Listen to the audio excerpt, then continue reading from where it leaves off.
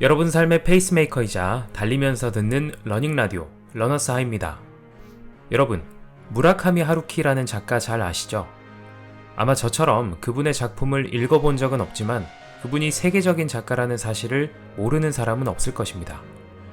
그는 일본의 한 세대를 풍미한 작가로서 국내에서도 꽤 인지도가 높은 작가입니다. 1987년에 발간된 노르웨이 숲은 430만 부 이상이 팔린 베스트셀러가 되기도 했고요. 2015년에는 타임지가 선정한 세계에서 가장 영향력 있는 100인에 선정되기도 했습니다. 그런데 저도 최근에 안 사실인데 세계적인 작가 무라카미 하루키가 굉장한 러너라고 합니다. 30대라는 늦은 나이에 작가로 등단한 이래 30여 년간 매년 한 차례 이상 마라톤 대회에 참가하고 있고요. 특별한 날을 제외하고는 거의 매일같이 달리기를 한다고 합니다. 어마어마한 부와 세계적인 명성을 얻은 그가 왜 이토록 달리기에 집착하는 걸까요? 그는 달리기를 말할 때 내가 하고 싶은 이야기라는 책을 통해 무슨 이야기를 우리에게 들려주고 싶었던 걸까요? 그럼 오늘의 러닝 시작하겠습니다. 제1장 누가 믹 제거를 비웃을 수 있겠는가? 오늘은 2005년 8월 5일 금요일 하와이 카우아이 섬 북녘 해안. 날씨는 기가 막힐 정도로 말끔하게 개어있다. 구름 한 점 없다. 지금으로서는 구름이라는 개념에 암시조차 없다. 이곳을 찾아온 것은 7월 말. 늘 그랬던 것처럼 여기서 콘도를 빌려 아침 나절에 신선할 때 책상에 앉아 일을 한다. 예를 들면 지금은 이 글을 쓰고 있다. 달리기에 관한 자유로운 문장이다. 여름이기 때문에 물론 덥다. 하와이는 흔히 사계절 내내 여름뿐인 상하의 섬이라고 하지만 어쨌든 북반구에 위치하고 있어 사계절이 갖추어진 섬이다. 여름은 겨울보다는 비교적 덥다. 그러나 매사추세츠주 케임브리지의 벽돌과 콘크리트로 둘러싸인 고문을 당하는 듯한 후덥지근한 더위와 비교하면 이곳의 기분 좋은 느낌은 흡사 천국에라도 온 것 같다. 에어컨도 전혀 필요 없다. 창문을 열어놓고 있으면 시원한 바람이 제멋대로 들어온다. 케임브리지 사람들은 내가 8월에는 하와이에서 지낸다고 하면 여름인데 일부러 그런 더운 데로 가다니 정신이 이상한 거 아냐? 하며 한결같이 놀란다. 그러나 그들은 알지 못하는 것이다. 북동쪽에서 쉬지 않고 불어오는 무역풍이 하와이의 여름을 얼마나 시원하게 해주고 있는가를. 아보카도의 시원한 나무 그늘에서 편안한 마음으로 독서를 하거나 문득 생각이 날 때면 그대로 남태평양의 후미진 해변으로 수영을 하러 갈 수 있는 생활이 사람을 얼마나 행복한 기분으로 가득 차게 해주는지를 그들은 알지 못하는 것이다. 강한 인내심으로 거리를 쌓아가고 있는 시기인 까닭에 지금 당장은 시간은 그다지 문제가 되지 않는다. 그저 묵묵히 시간을 들여 거리를 뛰어간다. 빨리 달리고 싶다고 느껴지면 나름대로 스피드도 올리지만 설령 속도를 올린다 해도 그 달리는 시간을 짧게 해서 몸이 기분 좋은 상태 그대로 내일까지 유지되도록 힘쓴다. 장편 소설을 쓰고 있을 때와 똑같은 요령이다. 더 쓸만하다고 생각될 때 과감하게 펜을 놓는다. 그렇게 하면 다음날 집필을 시작할 때 편해진다. 어니스트 해밍웨이도 아마 비슷한 이야기를 썼던 것으로 기억하고 있다.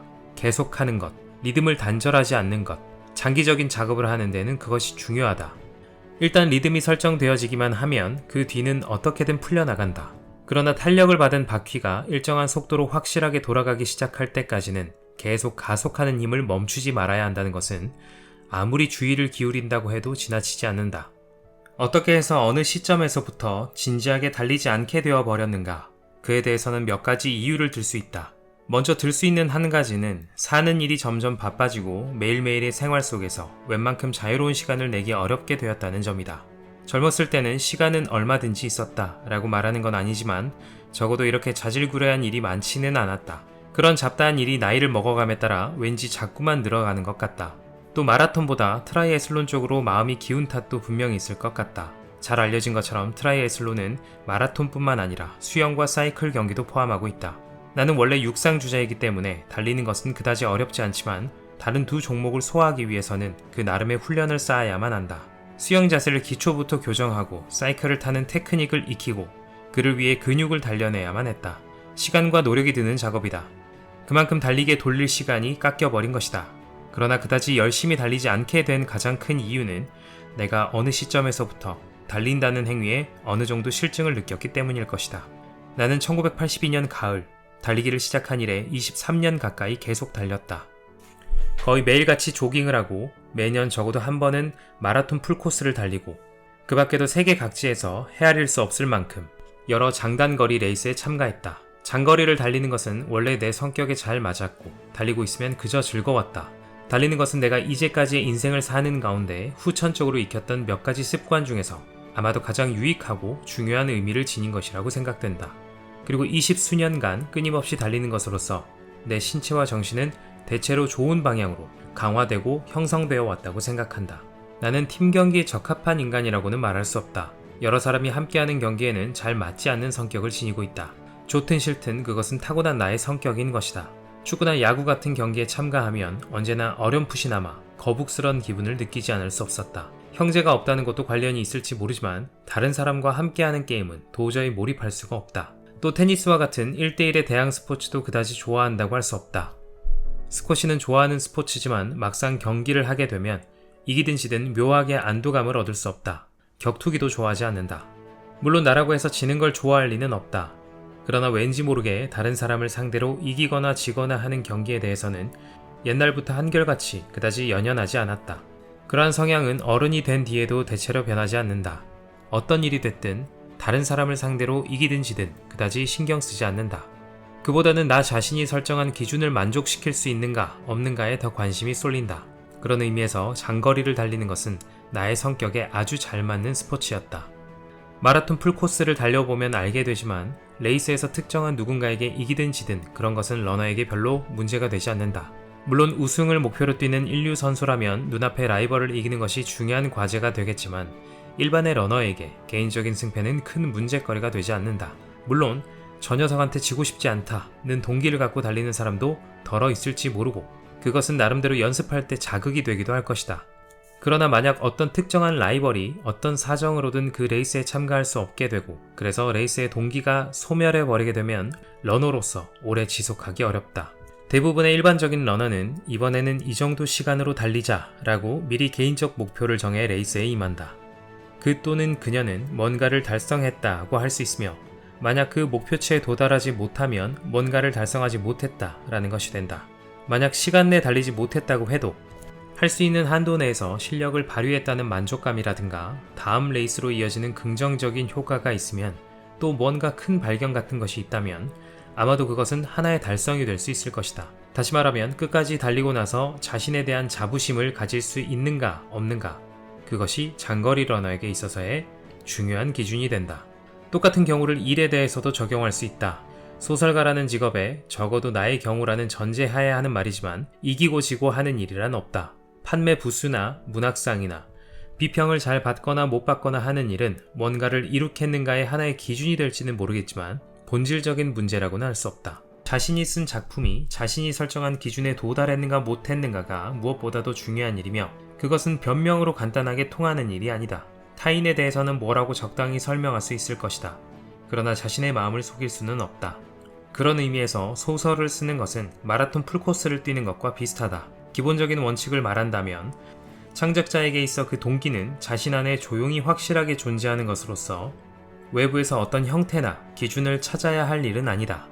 달린다는 것은 나에게 있어 유익한 운동인 동시에 유효한 메타포이기도 하다. 나는 매일매일 달리면서 또는 마라톤 경기를 거듭하면서 목표 달성의 기준치를 조금씩 높여가며 그것을 달성하는 데 따라 나 자신의 향상을 도모해 나간다. 적어도 이루고자 하는 목표를 두고 그 목표의 달성을 위해 매일매일 노력해왔다. 나는 물론 대단한 마라톤 주자는 아니다. 주자로서는 극히 평범한, 오히려 그저 평범한 주자라고 할 만한 그런 수준이다. 그러나 그건 전혀 중요한 문제가 아니다. 어제 자신이 지닌 약점을 조금이라도 극복해 나가는 것, 그것이 더 중요한 것이다. 장거리 달리기에 있어 이겨내야 할 상대가 있다면 그것은 바로 과거의 자신이기 때문이다. 마라톤 풀코스 기록이 신통치 않았던 탓이었는지 나는 마라톤 풀코스보다 더 긴 거리를 달리는 가능성에 눈을 돌리게 되었다. 트라이애슬론이라든가 스쿼시 같은 다른 스포츠에 관심을 갖게 되었다. 달리기만 하고 있으면 일그러진 몸매가 될지도 모른다. 그렇게 되지 않기 위해 다른 경기와 어울러서 더 균형 잡힌 탄탄한 몸집을 만들어가는 편이 좋지 않을까 하고 생각하게 되었다. 개인 코치를 받으며 수영의 폼을 기초에서부터 다시 바로잡아 이전보다 쉽고 빠르게 헤엄칠 수 있게 되었다. 근육도 새로운 환경을 잘 받아들여 몸의 형태도 눈에 띄게 변화했다. 그러나 한편으로 풀마라톤의 기록은 썰물이 빠지듯 완만한 속도이긴 했지만 계속 후퇴를 거듭했다. 달리는 일이 이전처럼 무조건 즐겁다는 생각도 들지 않게 되었다. 나와 달리는 일 사이에는 그처럼 서서히 권태기가 찾아오고 있었다. 거기에는 지불한 만큼의 노력이 제대로 보상받지 못한다는 실망감이 있었고 열려 있어야 할 문이 어느 사이에 닫혀버린 듯한 폐쇄감이 있었다. 그것을 나는 러너스 블루라고 이름 붙였다.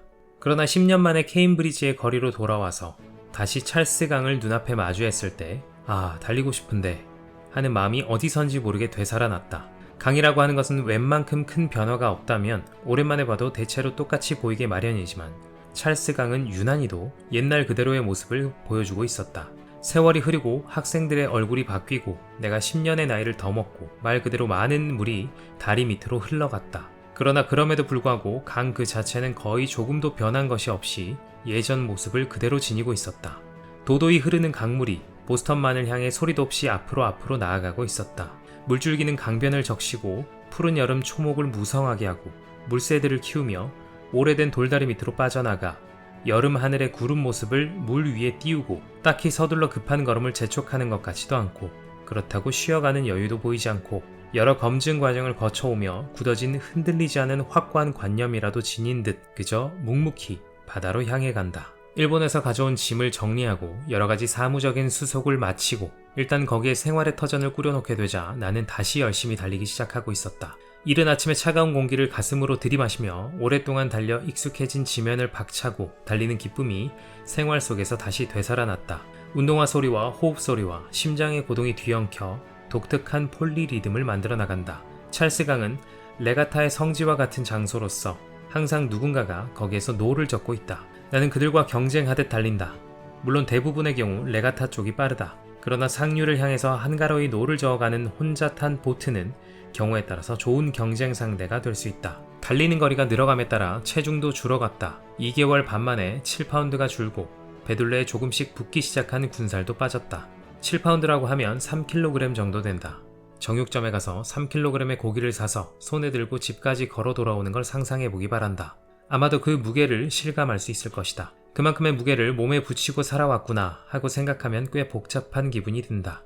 보스턴에서의 생활에는 생맥주와 던킨 도너츠를 빼놓을 수 없는데 그래도 매일의 집요한 운동이 큰 성과를 거둔 것이다. 나와 같은 나이에 접어든 사람이 새삼스럽게 이런 것을 쓴다는 것이 다소 어리석은 일 같다는 느낌도 들지만 사실을 명확하게 하기 위해서 미리 말해두자면 나는 어느 쪽이냐 하면 혼자 있는 것을 좋아하는 성격이다.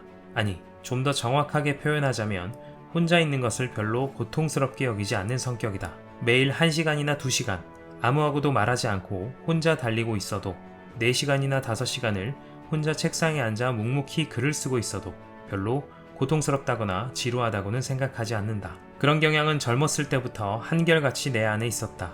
누군가와 함께 뭔가를 하기보다는 혼자서 말없이 책을 읽거나 집중해서 음악을 듣는 쪽을 좋아했다. 혼자서 하는 일이라면 얼마든지 생각해낼 수 있었다. 혼자 있고 싶다는 생각은 변함없이 항상 내 안에 존재하고 있었다.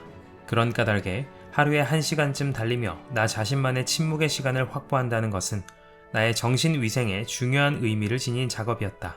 적어도 달리고 있는 동안은 누구와도 얘기하지 않아도 괜찮고 누구의 얘기도 듣지 않아도 된다. 그저 주위의 풍경을 바라보고 자기 자신을 응시하면 되는 것이다. 그것은 그 무엇과도 바꿀 수 없는 귀중한 시간이었다.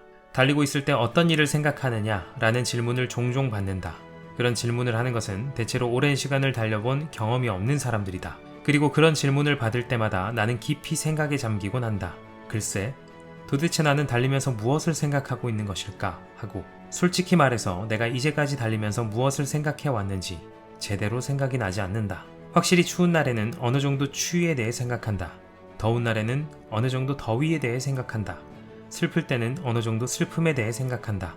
즐거울 때는 어느 정도 즐거움에 대해 생각한다. 앞에서도 썼듯이 예전에 일어났던 사건을 두서없이 떠올릴 때도 있다. 때때로 소설에 괜찮은 아이디어가 문득 머릿속에 떠오를 때도 있다. 그렇지만 실제로 제대로 된 것은 거의 아무것도 생각하지 않는다.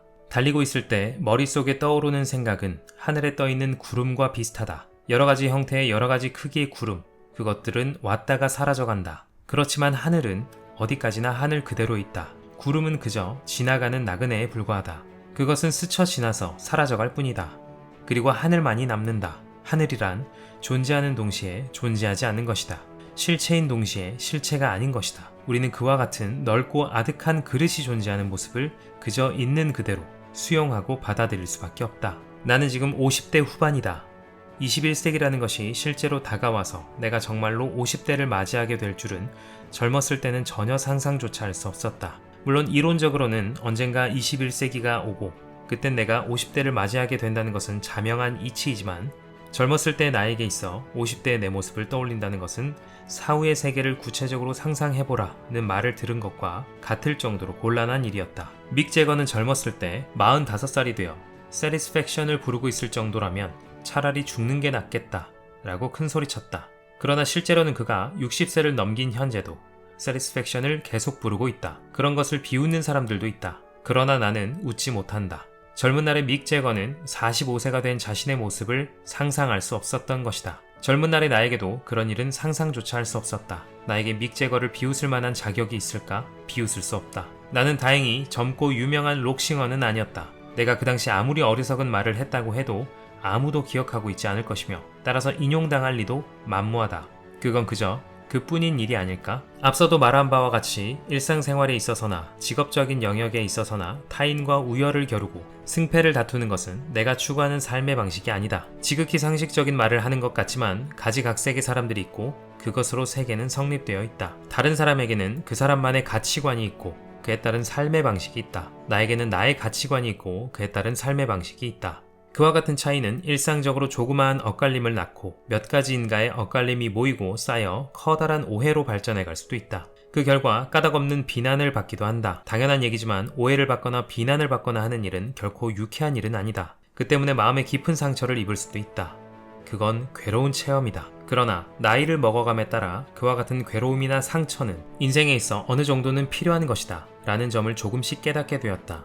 생각해보면 타인과 얼마간이 남아 차이가 있는 것이야말로 사람의 자아란 것을 형성하게 되고 자립한 인간으로서의 모습을 유지해갈 수 있도록 만드는 것이다. 내 경우를 말한다면 소설을 계속 써나갈 수 있는 것이다. 하나의 풍경 속에 타인과 다른 모습을 파악하고 타인과 다른 것을 느끼며 타인과 다른 말을 선택할 수 있는 가능성을 지님으로써 나만의 이야기를 써나갈 수 있는 것이다. 그리고 결코 적지 않은 수의 사람들이 내가 쓴 것을 손에 들고 읽어준다는 드문 상황도 생겨난다. 내가 다른 누구도 아닌 나라는 것은 나에게 있어 하나의 소중한 자산인 것이다. 마음이 받게 되는 아픈 상처는 그와 같은 인간의 자립성이 세계에 대해 지불하지 않으면 안 될 당연한 대가인 것이다. 나는 기본적으로 그렇게 생각하고 있으며 그와 같은 생각에 따라 인생을 살아왔다. 어느 부분에 있어서는 어디까지나 결과적이긴 하지만 자진해서 고립과 단절을 추구했는지도 모른다. 특히 나와 같은 직업을 가진 인간에게 있어서는 그것은 정도의 차는 있을지언정 피할 수 없는 여정이다. 그러나 그와 같은 타인으로부터의 고립과 단절은 병에서 새어나온 산처럼 알지 못하는 사이에 사람의 마음을 갉아먹고 녹여버린다. 그것은 예리한 양날의 검과 같은 것이다. 사람의 마음을 보호하는 동시에 그 내벽을 끊임없이 자잘하게 상처내기도 한다. 그와 같은 위험성을 나 나름대로 잘 알고 있지 않았을까? 그래서 말인데 나는 신체를 끊임없이 물리적으로 움직여 나감으로써 어떤 경우에는 극한으로까지 몰고 감으로써 내면에 안고 있는 고립과 단절의 느낌을 치유하고 객관화해 나가야 했던 것이다. 의도적이라기보다는 오히려 직감적으로. 구체적으로 말해보자. 누군가로부터 까닭없이 비난을 받았을 때 또는 당연히 받아들일 거라고 기대하고 있던 누군가로부터 받아들여지지 못했을 때 나는 언제나 여느 때보다 조금 더 긴 거리를 달리기로 작정하고 있다. 여느 때보다 더 긴 거리를 달림으로써 결과적으로 그만큼 자신을 육체적으로 소모시킨다. 그리고 나 자신이 능력에 한계가 있는 약한 인간이라는 것을 새삼스럽게 인식한다. 가장 밑바닥 부분에서 몸을 통해 인식하게 된다. 그리고 여느 때보다 긴 거리를 달린 만큼 결과적으로는 나 자신의 육체를 아주 근소하게나마 강화한 결과를 낳는다. 화가 나면 그만큼 자기 자신에 대해 분풀이를 하면 된다. 분한 일을 당하면 그만큼 자기 자신을 단련하면 된다. 나는 그렇게 생각하며 살아왔다. 말없이 수긍할 수 있는 일은 몽땅 그대로 자신의 마음속으로 받아들이고 그것을 소설이라고 하는 그릇 속에 이야기의 일부로 쏟아붓기 위해 노력해왔다. 어쨌든 나는 다시 한번 달리는 생활을 되찾았다. 꽤 착실하게 달리기 시작해서 이제는 제법 진지하게 달리고 있다. 그것이 50대 후반을 맞이한 나에게 무엇을 의미하는 것인지 아직도 잘 알 수 없다. 아마도 뭔가를 의미하고 있을 거라고 나는 믿고 있다. 별로 대단한 일은 아닐지도 모르고 대단한 분량이 아닐지도 모르지만 거기에는 뭔지 모를 깊은 의미가 내포되어 있을 것이다. 그렇지만 지금은 내가 어찌됐든 그저 한결같이 달리고 있다. 그 의미에 대해서는 나중에 다시 생각해보면 좋을 것이다. 운동화를 신고 얼굴과 목덜미에 선텐 크림을 듬뿍 바르고 시계를 맞추고 나서 거리로 나선다. 그리고 달리기 시작한다. 무역풍을 정면으로 얼굴에 받으며 두 다리를 가지런히 모으고 허공을 질러가는 백로의 모습을 올려다보며 그리운 러빙 스푼풀의 음악에 귀를 기울이면서 레이스의 기록을 단축시키지 못한다 해도 그건 뭐 어쩔 수 없지 않은가 라는 생각을 달리면서 문득 한다. 나는 나름대로 나이를 먹었고 시간은 정해진 만큼의 몫을 받아간다. 누구의 탓도 아니다. 그것이 게임의 법칙인 것이다. 강이 먼 바다를 향해 흘러가는 것과 마찬가지다. 그와 같은 자신의 모습을 말하자면 자연 광경의 일부로서 있는 그대로 받아들일 수밖에 없는 것이다. 그것은 별로 유쾌한 작업은 아닐지도 모른다. 그 결과로서 찾게 되는 것은 그다지 기뻐할 만한 성질의 것이 아닐지도 모른다. 그렇지만 어쩔 수 없는 일이 아닌가 하고 나는 생각한다. 이제까지의 인생을 나 나름대로 충분하다고는 말할 수 없더라도 대충대충 즐기며 살아왔기 때문에 자랑을 하는 건 아니지만 나는 그다지 머리가 좋은 인간은 아니다. 살아있는 몸을 통해서만이 그리고 손에 닿을 수 있는 재료를 통해야만 사물을 명확하게 인식할 수 있는 사람인 것이다. 무엇을 한다고 해도 일단 눈에 보이는 형태로 바꿔놓아야만 비로소 납득을 할 수 있다. 지성적이라기보다는 오히려 육체적인 인간인 것이다. 물론 조금쯤의 지성은 있다. 아마도 그럴 것이라고 생각한다. 그런 게 전혀 없으면 아무리 뭐래도 소설은 쓸 수 없을 것이다. 그러나 나는 머릿속에서 순수한 이론이나 도리를 조립해서 살아가는 타입의 인간은 아니다. 경험에 의하지 않고 논리적으로 생각해서 사물을 인식하는 이른바 사변을 연료로 해서 전진하는 타입의 인간도 아니다. 그보다는 신체의 현실적인 짐을 지우고 근육의 신음소리를 지르게 함으로써 이해도의 눈금을 구체적으로 조금씩 높여가게 하여 가까스로 납득하게 되는 타입인 것이다. 말할 것도 없이 그러한 단계를 하나하나 밟아나가면 사물의 결론에 도달할 때까지 시간이 걸린다. 품도 든다. 때로는 시간이 너무 걸려 가까스로 납득을 했을 때는 이미 때를 놓쳐버리게 된 경우도 있다. 그래도 어쩔 수 없다. 그것이 애당초에 나라는 인간이기 때문에 강물을 생각하려 한다. 구름을 생각하려 한다. 그러나 본질적인 면에 대해서는 아무것도 생각하고 있지 않다. 나는 소박하고 아담한 공백 속을 정겨운 침묵 속을 그저 계속 달려가고 있다. 그 누가 뭐라고 해도 그것은 여간 멋진 일이 아니다. 제2장 사람은 어떻게 해서 달리는 소설가가 되는가? 그런데 막 전업 소설가가 된 내가 맨 처음 직면한 심각한 문제는 건강의 유지였다. 본래 주의하지 않으면 살이 찌는 체질이다. 지금까지는 매일매일 격렬한 육체 노동을 해왔기 때문에 저체중의 안정상태로 머물러 있었지만 아침부터 밤중까지 책상에 앉아서 원고를 쓰는 생활을 하게 되자 체력이 점점 떨어지고 체중은 불어났다. 신경을 집중하는 와중에 나도 모르게 담배도 지나치게 피우게 되었다. 그 무렵에는 하루에 60개비의 담배를 피웠다. 손가락이 누렇게 되고 온몸에서는 담배 냄새가 났다. 이것은 아무래도 몸에 좋지 않았다. 이제부터의 긴 인생을 소설가로 살아갈 작정이라 체력을 지키면서 체중을 적절히 유지하기 위해 방법을 찾지 않으면 안 되었다. 본격적으로 매일 달리게 된 것은 양을 쫓는 모험을 쓰고 난 얼마 후부터였다고 생각한다. 전업 소설가로서 살아가자고 결심한 전후의 시기일지도 모른다. 달리는 것에는 몇 가지 큰 이점이 있었다. 우선 첫째로 동료나 상대를 필요로 하지 않는다. 특별한 도구나 장비도 필요 없다. 특별한 장소까지 가지 않아도 된다. 달리기에 적합한 운동화가 있고 그럭저럭 도로가 있으면 마음 내킬 때 달리고 싶을 만큼 달릴 수 있다. 테니스는 그렇지 못하다. 일일이 테니스 코트까지 가지 않으면 안 되고 상대도 필요하다. 수영이라면 혼자서도 가능하지만 수영을 하기 위해서는 적당한 풀을 찾지 않으면 안 된다. 나는 가게를 접고 난 후 환경을 바꿔야겠다는 생각도 있어 지바현의 나라시노로 이사했지만 당시 그 일대는 완전히 수풀로 우거진 시골이어서 근처에는 제대로 된 스포츠 시설 같은 건 하나도 없었다. 그래도 도로만은 갖춰져 있었다. 자위대의 기지가 근처에 있었기 때문에 차량 이동을 위해 도로는 잘 정비되어 있었다. 그리고 요행이 집 근처에 니온대학의 운동장이 있어서 이른 아침나절 그곳의 400m 트랙을 자유롭게 쓸 수 있었다. 그래서 나는 스포츠 종목으로 거의 망설임 없이 혹은 선택의 여지가 없었다고 해야 할까? 달리기를 선택했다. 그러고 나서 얼마 있다가 담배를 끊었다. 매일 달리게 되면 담배를 끊는 것이 자연스러운 일이었다. 물론 금연은 간단한 일이 아니었지만 담배를 피우면서 달리기를 매일 계속할 수는 없다. 더 달리고 싶다는 자연스러운 욕구는 금연을 계속하기 위한 중요한 동기가 되었고 금단 현상을 극복하는 데에도 큰 도움이 되었다고 생각한다. 담배를 끊는 것은 이전 생활과의 결별을 의미하는 상징 같은 것이었다. 전업 소설가가 되고 나서 무엇보다 기뻤던 것은 일찍 자고 일찍 일어날 수 있게 된 것이었다. 가게를 하고 있을 때는 새벽녘에 잠자리에 드는 날이 적지 않았다. 12시에 가게 문을 닫고 뒷정리를 하고 전표 계산을 하고 긴장을 가라앉히기 위해 잡담을 하고 술도 조금 마신다. 그러다 보면 금방 새벽 3시경이 되고 어느새 아침이 가까워온다. 부엌 테이블에 앉아 혼자서 원고를 쓰고 있으면 동력 하늘이 점점 밝아오는 경우도 자주 있었다. 당연한 일이지만 눈을 뜰 즈음에는 해는 이미 중천에 떠 있었다. 가게를 그만두고 소설가로서의 생활을 시작했을 때 우리가 가장 먼저 한 일은 생활 패턴을 일신하는 것이었다. 해가 뜰 때 일어나고 어두워지면 되도록 빨리 자도록 하자 라고 정했다. 그것이 누구나 생각하는 자연스러운 생활이고 진지하게 살아가는 인간의 생활 방식이었다. 이제 손님을 상대로 하는 장사는 그만두었으니까 이제부터는 만나고 싶은 사람만 만나고 싶지 않은 사람은 되도록 만나지 말자. 그런 조촐한 사치가 적어도 당분간은 허용되어도 좋을 것이라고 나와 아내는 느끼고 있었다. 되풀이하는 것 같지만 나는 원래 사람과 어울리기를 좋아하는 인간은 아니다. 어딘가에서 잃어버린 나 자신의 본래 모습으로 복귀해야 할 필요가 있었다. 그렇게 해서 아침 5시 전에 일어나 밤 10시 전에 잔다고 하는 간소하면서도 규칙적인 생활이 시작되었다. 하루를 통틀어 가장 활동하기 좋은 시간대라는 것은 물론 사람에 따라 다르겠지만 내 경우 그것은 이른 아침에 몇 시간이다. 그 시간에 에너지를 집중해서 중요한 일을 끝내버린다. 그 뒤의 시간은 운동을 하거나 잡무를 처리하거나 그다지 집중을 필요로 하지 않는 일들을 처리해 나간다. 해가 지면 느긋하게 지내며 더 이상 일은 하지 않는다. 책을 읽거나 음악을 듣거나 하며 편히 쉬면서 되도록 빨리 잠자리에 든다. 대체로 이런 패턴으로 오늘날까지 매일의 생활을 하고 있다. 그 덕택에 20년 정도 매우 효율성 있게 잘 지내왔다고 생각한다. 다만 이러한 생활을 하고 있으면 나이트 라이프 같은 것은 거의 없어져 버리고 사람들과의 교류는 틀림없이 나빠진다. 화를 내는 사람도 생긴다.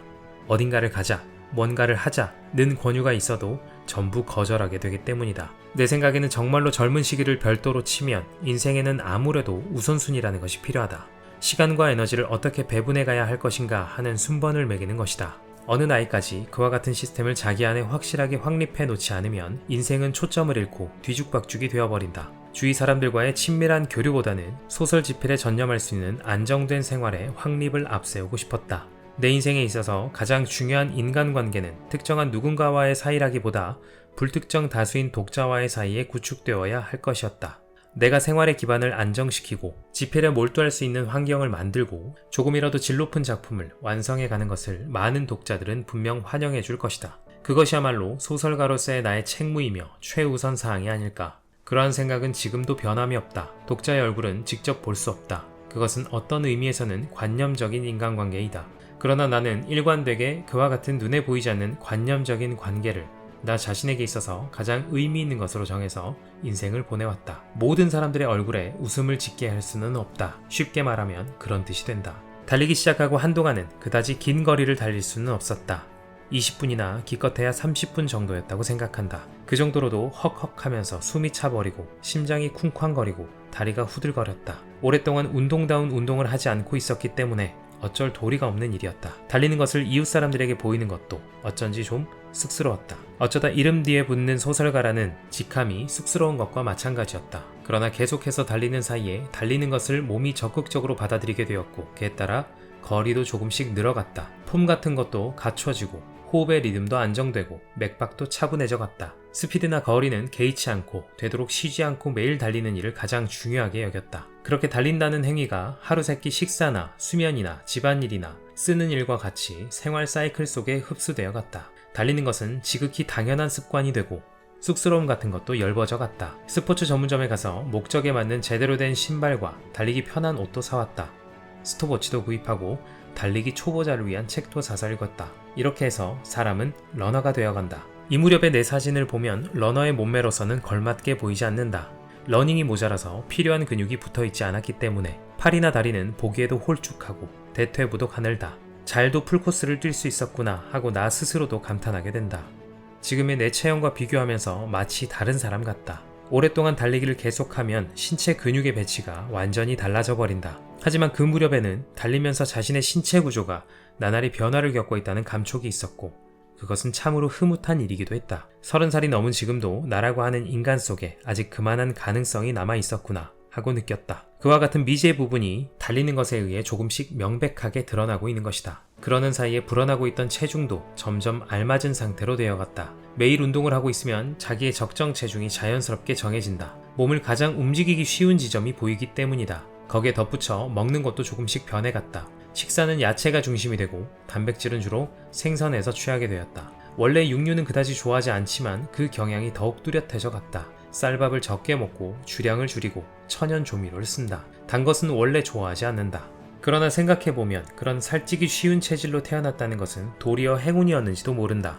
즉 내 경우 체중이 불어나지 않게 하기 위해 매일 열심히 운동하고 식사에 유의하고 절제하지 않으면 안 된다. 골치 아픈 인생이다.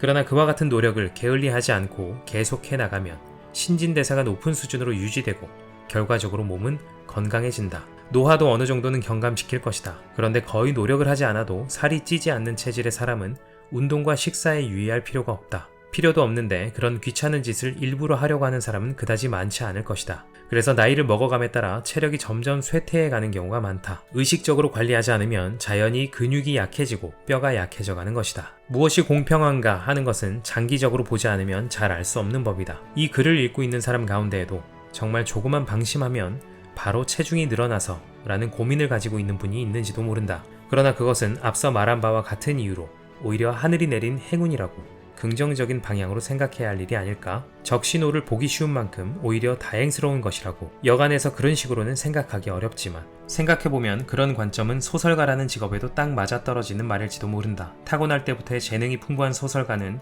아무것도 하지 않아도 혹은 무엇을 해도 자유자재로 소설을 쓸 수 있다. 샘물이 퐁퐁 솟아나듯이 문장이 자연스레 솟아올라 작품이 완성된다. 노력할 필요 같은 건 없다. 그런 사람이 덜어는 있다. 그러나 유감스럽게도 나는 그러한 타입은 아니다. 자랑을 하는 건 아니지만 주위를 아무리 돌아보아도 나에게 샘 같은 것은 눈에 띄지 않는다. 괭이를 손에 쥐고 부지런히 안반을 깨고 구멍을 깊이 뚫지 않으면 창작의 수원에 도달할 수 없다. 소설을 쓰기 위해서는 몸을 혹사하고 시간과 노력을 들이지 않으면 안 된다. 작품을 쓰려고 할 때마다 일일이 새롭게 깊은 구멍을 파지 않으면 안 된다. 그러나 그와 같은 생활을 오랜 세월에 걸쳐 해가는 동안 새로운 수맥을 찾아내고 단단한 안반에 구멍을 뚫어 나가는 일을 기술적으로나 체력적으로 효율성 있게 할 수 있게 됐다. 그러니까 하나의 수원이 메말라 간다고 느껴지면 과감히 바로 다음으로 옮기는 것이 가능하다. 자연의 수원에만 의지하고 있던 사람은 갑자기 그렇게 하려고 마음먹어도 그리 쉽게 할 수 없을지도 모른다. 인생은 기본적으로 불공평한 것이다. 그것은 틀림없는 사실이다. 그러나 가령 불공평한 장소에 있어도 그곳에 있는 종류의 공정함을 희구하는 것은 가능하다고 생각한다. 그것에는 시간과 노력이 들지도 모른다. 어쩌면 시간과 노력을 들였지만 헛수고가 될지도 모른다. 그런 공정함에 굳이 희구할 만큼의 가치가 있는가 어떤가를 결정하는 것은 물론 개인의 재량이다. 매일 계속해서 달린다고 하면 감탄하는 사람이 있다. 무척 의지가 강하시군요 라는 말을 가끔 듣는다. 칭찬을 받으면 물론 기쁘다. 욕을 먹는 것보다 훨씬 좋다.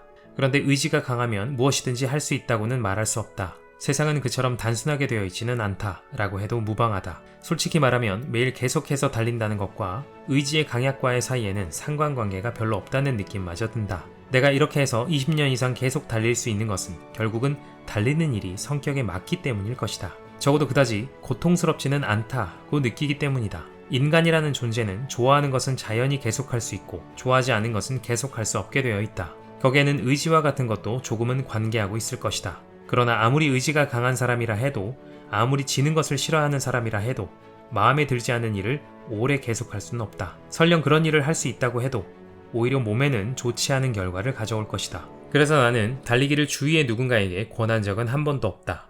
달리는 것은 근사한 것이니까 모두 함께 달립시다 같은 말은 되도록 입에 담지 않으려고 하고 있다. 만약 긴 거리를 달리는 것에 흥미가 있다면 그냥 놔둬도 그 사람은 언젠가 스스로 달리기 시작할 것이고 흥미가 없다면 아무리 열심히 권한다고 해도 허사일 것이다. 마라톤은 만인을 위한 스포츠는 아니다. 소설가가 만인을 위한 직업이 아닌 것과 마찬가지다. 나는 누군가에게 권유를 받거나 요구를 받아 소설가가 된 것은 아니다. 느낀 바가 있어 내 멋대로 소설가가 되었다. 그와 마찬가지로 사람은 누군가 권한다고 해서 러너가 되지는 않는다. 사람은 기본적으로 그렇게 될 만해서 러너가 되는 것이다. 그렇다고 해도 이런 글을 읽고 흥미를 갖게 되어 자 한번 달려볼까 하는 생각으로 실제로 달려보니 꽤 즐겁잖아 하는 경우도 있을지 모른다. 그건 물론 바람직한 현상이긴 하다. 만약 그런 일이 있다면 이 책의 저자로서 무척 기쁜 일일 것이다. 그러나 어떤 일이든 좋아하는 사람이 있는가 하면 싫어하는 사람도 있을 수 있다. 마라톤 풀코스를 뛰는데 흥미를 가질 수 있는 사람도 있지만 골프를 좋아하는 사람도 있고 도박에 흥미를 지닌 사람도 있다. 달리려는 의욕이 없는 사람에게 또는 체질적으로 적합지 않은 사람에게 무조건 장거리를 달리게 하는 것은 의미 없는 고문과 같다. 그러나 아무리 장거리를 달리는 것이 성격에 맞다고 해도 역시 오늘은 몸이 무겁다. 어쩐지 달리고 싶지 않은데 라고 느껴지는 날이 있다. 아니, 종종 있다. 그럴 때는 여러 가지 그럴싸한 이유를 붙여서 달리기를 쉬고 싶어진다. 올림픽 마라토너인 세코 도시히코 씨와 인터뷰를 한 적이 있다. 현역에서 은퇴하고 SMB 팀의 감독으로 취임한 지 얼마 안 됐을 때의 일이다.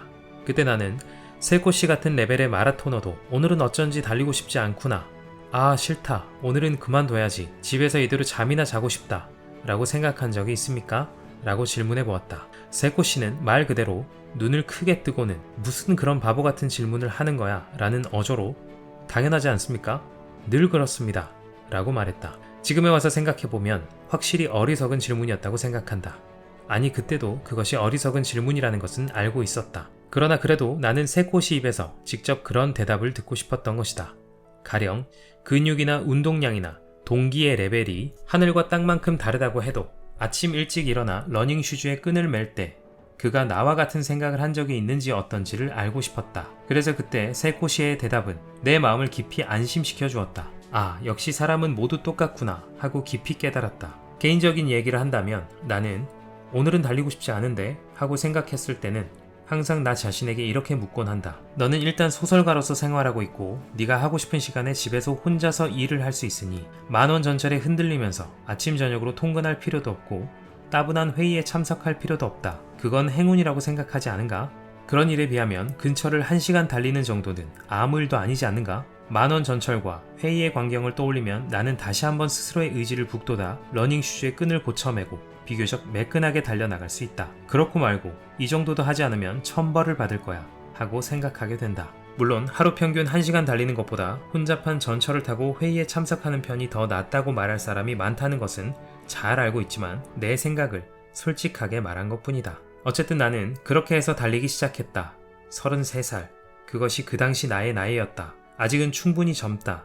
그렇지만 이제 청년이라고 말할 수는 없다. 예수 그리스도가 세상을 떠난 나이다. 스콧 피츠제럴드의 조락은 그 나이 언저리에서 이미 시작되고 있었다. 그것은 인생의 하나의 분기점 같은 것인지도 모른다. 그런 나이에 나는 러너로서의 생활을 시작해서 늦깎이이긴 하지만 소설가로서의 본격적인 출발점에 섰던 것이다. 제9장 적어도 최후까지 걷지는 않았다. 니가타에서 차를 타고 도쿄로 돌아오는 도중 자동차 지붕에 자전거를 싣고 레이스를 마치고 돌아가는 사람들을 몇 명인가 볼 수 있었다. 햇볕에 잘 그을린 무척 건강해 보이는 몸매의 사람들이다. 트라이애슬론 체형. 우리는 초가을 일요일에 소박한 레이스를 끝내고 각자의 집으로, 각자의 일상으로 돌아가고 있다. 그리고 다음 레이스에 대비해 각자의 장소에서 이제까지와 같이 묵묵히 연습을 계속해간다. 그런 인생을 옆에서 바라보면 혹은 훨씬 높은 데서 내려다보면 별다른 의미도 없는 더없이 무익한 것으로서 또는 매우 효율이 좋지 않은 것으로서 비춰진다고 해도 또한 어쩔 수 없는 일이 아닌가 하고 나는 생각한다. 가령 그것이 실제로 바닥에 작은 구멍이 뚫린 낡은 냄비에 물을 붓는 것과 같은 허망한 일에 지나지 않는다고 해도 적어도 노력을 했다는 사실은 남는다. 효능이 있든 없든 멋이 있든 없든 결국 우리에게 있어서 가장 소중한 것은 대부분의 경우 눈에는 보이지 않는 그러나 마음으로는 느낄 수 있는 어떤 것임이 분명하다. 그리고 진정으로 가치가 있는 것은 때때로 효율이 나쁜 행위를 통해서만이 획득할 수 있는 것이다. 비록 공허한 행위가 있었다고 해도 그것은 결코 어리석은 행위는 아닐 것이다. 나는 그렇게 생각한다. 실감으로써 그리고 경험칙으로서. 그런 효율은 나쁘지만 의미 있는 행위의 사이클을 언제까지나 현실적으로 유지할 수 있을 것인가? 물론 나도 알지 못한다. 그래도 여기까지 어떻게 해서든 질리지 않고 끈질기게 해왔기 때문에 어쨌든 계속할 수 있는 한 해보려고 생각한다. 장거리 레이스가 지금 여기에 있는 나를 키워주고 만들어 왔던 것이다. 그것이 가능한 한 나는 앞으로도 장거리 레이스적인 것과 더불어 생활을 하고 함께 나이를 먹어가게 될 것이다. 그것도 하나의 인생일 것이다. 아니, 이제 와서 새삼스럽게 다른 선택을 할 만한 여지도 없는 것이다. 자동차에 핸들을 쥐면서 문득 그런 것을 생각했다. 나는 올겨울 세계 어딘가에서 또 한 번 마라톤 풀코스 레이스를 하게 될 것이다. 그리고 내년 여름에는 또 어딘가에서 트라이애슬론 레이스에 도전하고 있을 것이다. 그렇게 해서 계절이 순환하고 해가 바뀌어 간다. 나는 또 한 살을 먹고 아마도 또 하나의 소설을 써가게 될 것이다. 어쨌든 눈앞에 있는 과제를 붙잡고 힘을 다해서 그 일들을 하나하나 이루어 나간다. 한 발 한 발 보폭에 의식을 집중한다. 그러나 그렇게 하는 동시에 되도록 긴 범위로 만사를 생각하고 되도록 멀리 풍경을 보자고 마음에 새겨둔다. 누가 뭐라고 해도 나는 장거리 러너인 것이다. 개개의 기록도, 순위도, 겉모습도, 다른 사람이 어떻게 평가하는가도 모두가 어디까지나 부차적인 것에 지나지 않는다. 나와 같은 러너에게 중요한 것은 하나하나의 결승점을 내 다리로 확실하게 완주해가는 것이다. 혼신의 힘을 다했다. 참을 수 있는 한 참았다고 나 나름대로 납득하는 것에 있다. 어떤 사소한 것이라도 좋으니 되도록 구체적으로 교훈을 배워나가는 것에 있다. 그리고 시간과 세월을 들여 그와 같은 레이스를 하나씩 하나씩 쌓아가서 최종적으로 자신 나름으로 충분히 납득하는 그 어딘가의 장소에 도달하는 것이다. 혹은 가령 조금이라도 그것들과 비슷한 장소에 접근하는 것이다. 만약 내 묘비명 같은 것이 있다고 하면, 그리고 그 문구를 내가 선택하는 게 가능하다면 이렇게 써놓고 싶다. 무라카미 하루키, 작가, 그리고 러너. 적어도 끝까지 걷지는 않았다. 와, 정말 감동이 밀려오는 것 같습니다. 달리기는 그의 작가로서의 삶을 지탱해주는 도구임과 동시에 또 그만의 삶을 살아가게 하는 원동력이었던 것 같습니다. 과장 조금 보태자면 그에게 달리기가 없었다면 작가로서의 세계적인 명성도 30여 년간 흔들리지 않은 작가로서의 삶도 없었을지도 모르겠습니다. 아마 러너 여러분도 작가의 말들을 충분히 공감하고 또 경험하셨을 것 같습니다. 거리나 속도에 연연하지 않고 그저 매일 달렸을 뿐인데 이 습관이 내 인생에 얼마나 많은 영향을 미칠 수 있는지, 이 작은 도미노 조각 하나가 얼마나 내 삶에 긍정적인 연쇄작용을 일으킬 수 있는지 여러분은 아실 겁니다. 조금 복잡해도 괜찮습니다. 조금 우울해도 괜찮습니다. 조금 불안해도 괜찮습니다. 우리는 또 달리면 됩니다. 또 좋은 책 가지고 돌아오겠습니다. 그럼 다음 러닝에서 만나요.